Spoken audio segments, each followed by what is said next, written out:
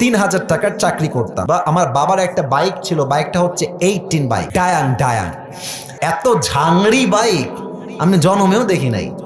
Start দিয়ে এখান থেকে যাই 1 কিলো গিয়ে আবার বন্ধ হয়ে যায়, ওখানে গিয়ে আবার এমনে ঝুকাই, তেল আছে তাও চলে না। তবুও কোন মতে ঠেলে ঠুলে চালাইছি কয়েক মাস যাব।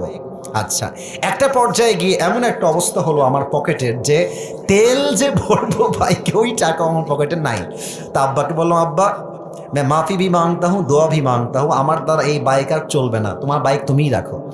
তা আব্বা বললো, কি করব বাইকটা, আমার পায়ে তো ব্যথা, আমি তো হার্টের রোগী, এটা কি সেল করে দিব? বললাম, বিক্রি করে দাও, আমি এটা বিক্রি করে সাইকেল কিনবো, সাইকেলের চাইতে ভালো হবে আমার জন্য। তো যাই হোক,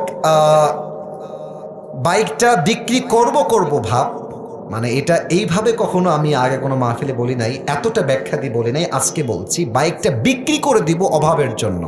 বাট বিশ্বাস করেন সেই সময়টা প্রতিদিন তাহাজ্জুদ পড়তাম, প্রতিদিন আল্লাহকে বলতাম যে আল্লাহ তুমি আমাকে কবুল করো, আমার চেষ্টা কবুল করো। আর আমি দুইজনের ওয়াজ খুব বেশি শুনতাম, এক আজহারের ওয়াজ শুনতাম খুব বেশি, আর একজন আমি আল্লামা দেলোয়ার হোসেন সাঈদীর ওয়াজ খুব বেশি শুনতাম সেই সময়ের কথা। It has been 3 years or maybe 4 years back, 3 বা 4 বছর আগের কথা।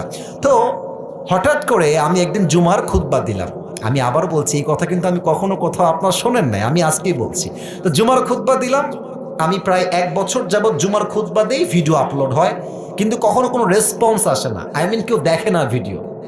এই 10টা 20টা লাইক পড়ে, 2-1জন কমেন্ট করে, মাশাআল্লাহ, আমি তাতেই খুশি, আলহামদুলিল্লাহ, 2-1জন দেখলে আমার জন্য এনাফ, বা আমার খুশি কারণ হয়ে যাবে। তো আমার মনে আছে হঠাৎ করে একটা ভিডিও আপলোড হলো আমাকে নিয়ে, মাশাআল্লাহ, ভিডিওর টপিক খুব ভালো ছিল, লাখ লাখ রিচ হয়ে গেল, একদিনেই মনে করেন যে 10-20 লাখ মানুষ দেখে ফেললো সেই ওয়াজটা। পরে মিডিয়ার থেকে আমাকে কল দেওয়া হলো যে আপনি জুমা পড়ান কোথায়, আমরা আপনার ভিডিও রেকর্ড করব।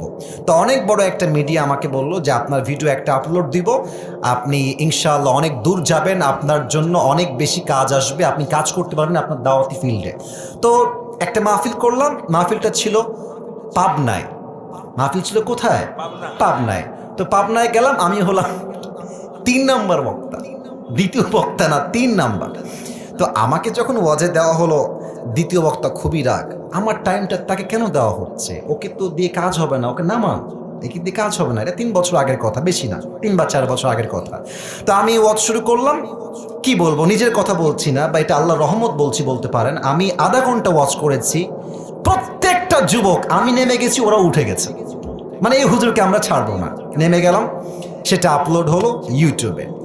হঠাৎ করে একদিন আমার বাসা ছিল রাজশাহীতে, রাজশাহীর আমাদের মেইন শহরে বাসা, আমার আব্বা জুমার খতিব এবং আমার আব্বা একটা মাদ্রাসার প্রিন্সিপাল। তো আমি বাইপাস দিয়ে যাচ্ছি বাইক নিয়ে, ভাই আমার কাছে কিছুই নাই, বিশ্বাস করে না আছে টাকা, আর আমার 2টা সাদা পাঞ্জাবি ছিল, আর আমি যেই জুমার খুতবা দিতাম, জুব্বা যে পরবো, জুব্বাও ছিল না ভালো, আমার বন্ধু থেকে জুব্বা ধার নিয়ে আসতাম, যে বন্ধু দে, জুব্বাটা পরে মাহফিল করব বা একটু দোয়া করব, এই ওয়াজ হবে, আবার তোকে জুব্বা দিয়ে যাব।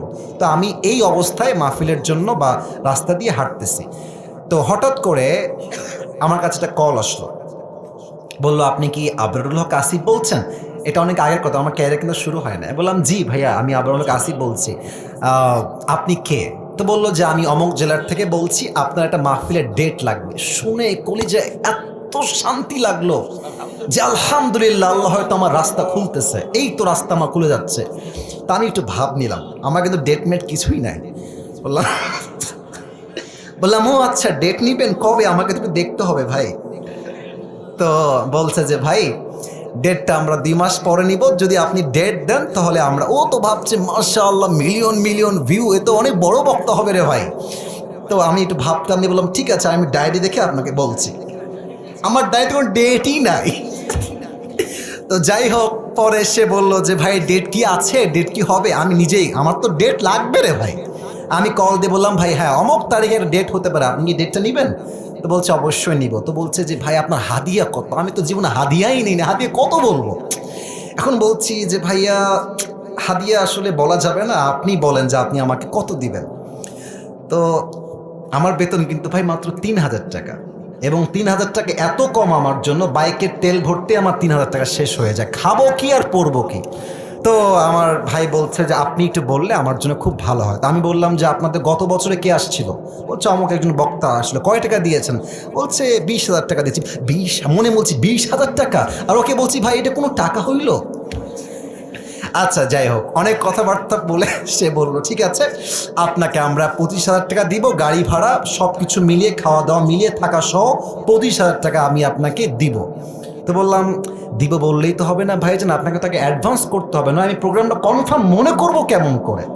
তো বলছে ঠিক আছে ভাই আপনি আপনার নাম্বারটা আমাকে দেন, আমি আপনাকে 5,000 টাকা অ্যাডভান্স করছি। আমি বললাম ইয়ার ইয়ে তো মেরি রাস্তা খুল গিয়া মাশাআল্লাহ। তো বলছে ঠিক আছে আমি আপনাকে দিচ্ছি, নাম্বারটা আমাকে পাঠান। তো নাম্বার দিলাম, 3 দিন কোনো খবর নাই। মনটা আবার খারাপ, জানলা ডেটটা কি তাহলে পাবোই না। তো 3 দিন পরে আবার আমার ভাই কল দিয়ে বলছে প্রিয় ভাই আপনাকে তো আমি টাকা দিব, বাট আমি টাকা তুলতে পারি নাই এলাকার থেকে, তাই টাকাটা দিতে পারি নাই। তো মার্শাল্লাহ সবাই আমাকে টাকা দিয়ে দিয়েছে, আপনার নাম্বারে আমি এখনই টাকা পাঠাচ্ছি। তা আমাকে ওই প্রথম মাহফিলের জন্য 5,000 টাকা অ্যাডভান্স দেওয়া হয়, এবং 5,000 টাকায় আমি আমার আব্বা আম্মাকে দিয়ে দিয়েছি। যাও তোমরা নাও। বিশ্বাস করেন ওই যে আমার জার্নি শুরু হলো, আল্লাহু আকবার, কি বলবো। এখন এমন একটা দিন নাই যেই দিন শত শত কল আসে না, আসিফ হুজুরকে লাগবে আপনাদের কি, আমাকে বলে 3 লাখ নিবেন, 2 লাখ নিবেন, 1.5 লাখ নিবেন, কত খালি বলেন না আপনাকে আমরা চাই। আপনি বলবেন হুজুর আপনি এত লম্বা স্টোরি কেন বললেন? 1 ঈমান, 2 হচ্ছে তাকওয়া। এই 2টা থাকলে বান্দার সফলতাকেও আটকায় রাখতে পারে না, ঠিক কিনা বলে? ওয়ারযুকুহু মিন হাইথু লা ইয়াহতাসিব, তোমার রিজিক আমি এমন জায়গার থেকে দিব তুমি কখনো কল্পনাই করতে পারবে না। আল্লাহু আকবার।